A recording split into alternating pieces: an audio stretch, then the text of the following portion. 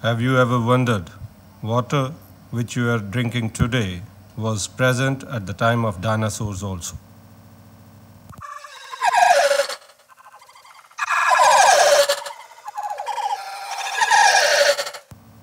It's true.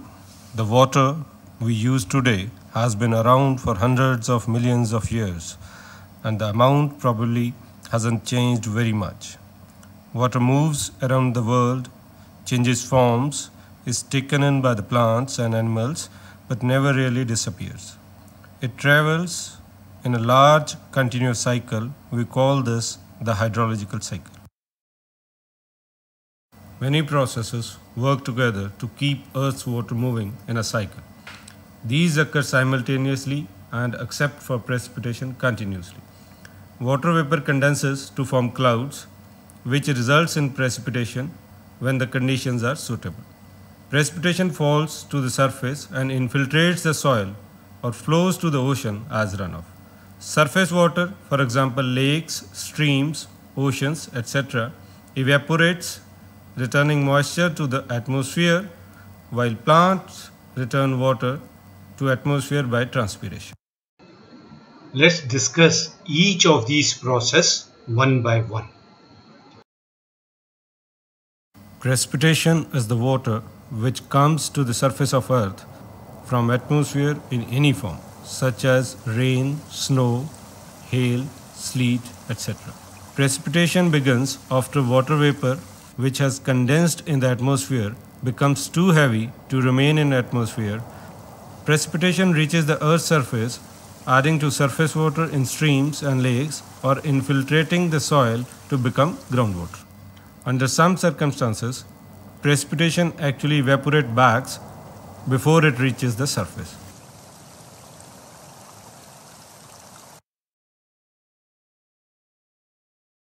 Condensation is the process of water changing from vapor to liquid. As the warmer air rises, the water vapor will lose energy, causing its temperature to drop. The water vapor then has a change of state into liquid or ice.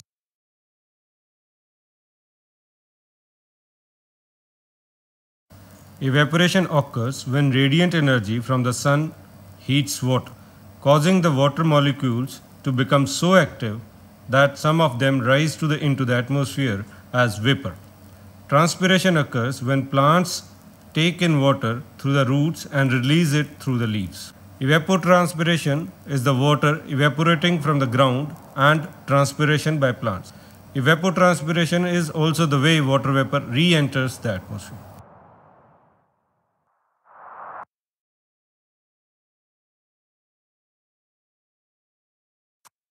When there is a lot of precipitation, soils become saturated with water. Additional rainfall can no longer enter it. Precipitation that reaches the surface of earth but does not infiltrate the soil is called runoff. Runoff can also come from melted snow and ice. A portion of precipitation that reaches the earth's surface seeps into the ground through the process called infiltration. The more openings in the surface, for example cracks, pores, joints, the more infiltration occurs. Water that doesn't infiltrate the soil flows on the surface as runoff. Let's see complete cycle.